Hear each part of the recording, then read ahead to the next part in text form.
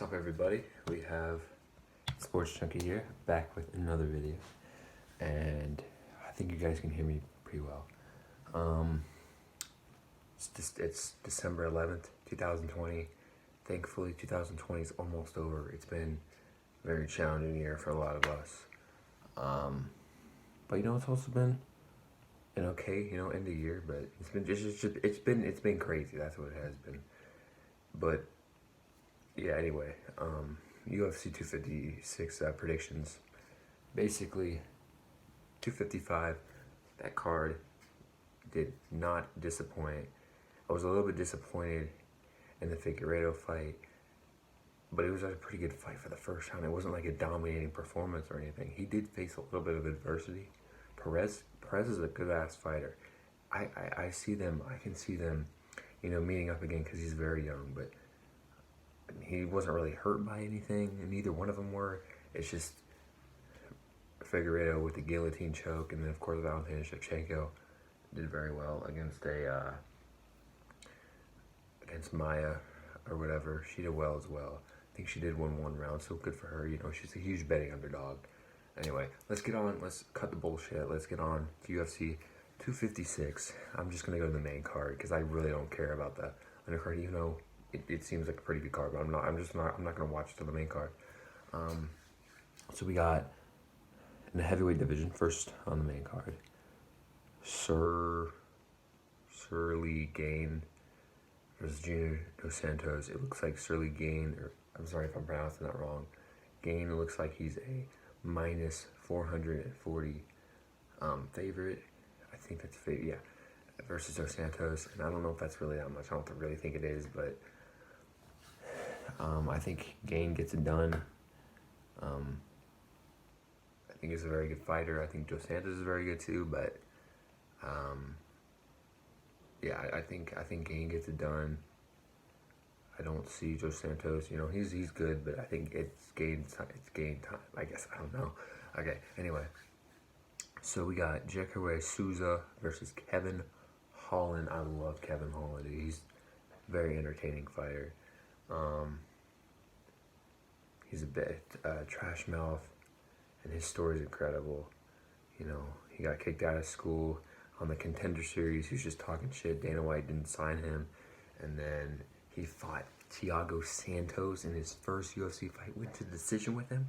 Didn't do too bad. And then against a legend like Jacare Souza, who's a great submission artist. He's a decent knockout artist. He's got everything. But he's 40 years old versus a 28-year-old Kevin Holland. I think Kevin Holland gets it done. I think it's going to be a decision, but it's going to be a really good fight. I don't see either one getting finished. They're just both really good fighters, but I do think Kevin Holland does squeak this out. It could be a split decision, but I don't know. Okay, next we got Mackenzie Dern. I don't know that much about women's, but I do know some. Mackenzie Dern versus Verna John DeRoba. Mackenzie Dern, very good fighter. I don't know much about other women. I think she's pretty good too, but I don't know much about her. I do think Mackenzie Dern is going to get it. Submission round 2 in this one. Yeah, I think it's going to happen. She's a really good fighter. And yeah. So next one we got the co-main event. Tony Ferguson, one of my favorite fighters, and one of the greatest lightweights of all time, versus Charles Oliveira, another very entertaining fighter. Sorry about that voice crack.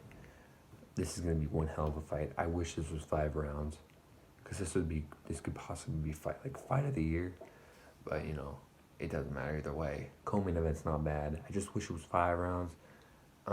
Yeah. Tony Ferguson, he did lose to Justin Gaethje last time. He got destroyed. But the thing is, after all the shots, the impressive thing is, all the shots he took, he didn't get knocked down once. He still lost badly. But he knocked Justin Gaethje down, which is pretty cool. Justin Gaethje, he's got a tough chin too. That was one of the best fights. It was a really good fight. And Ferguson's back December, baby. I think he's a very good fighter. Charles Oliveira, though, extremely good. Setting records every time he fights by submissions. He submitted, I think, Kevin Lee. I'm sorry, my friend's Snapchatting.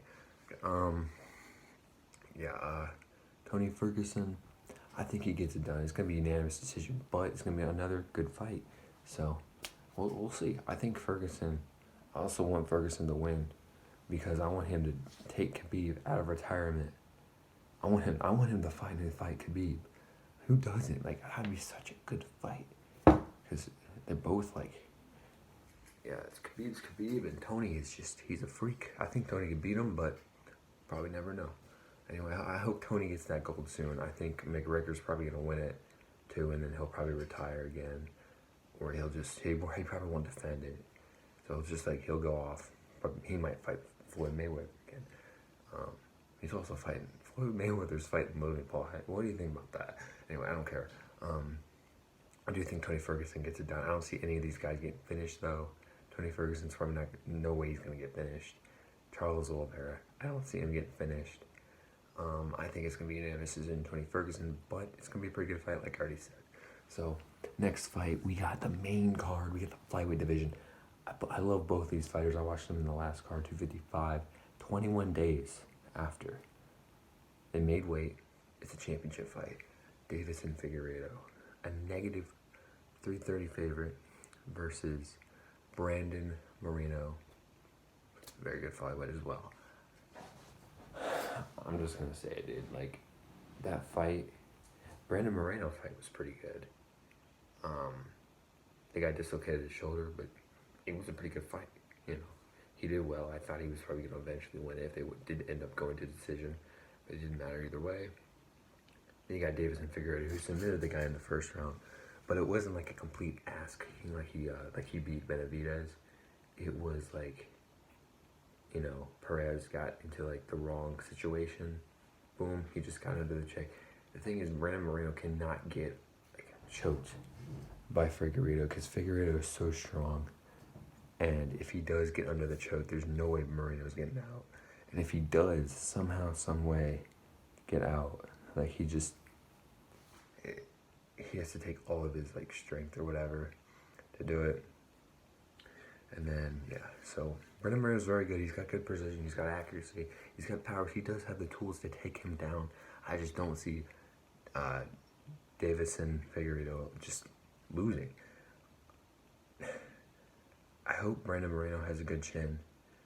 I think he does, but it's gonna be. I think it's gonna be domination, but it also could be a pretty good fight.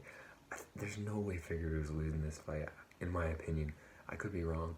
I just don't see it. There's no way. I don't see Moreno beating him. I see Figueiredo beating him.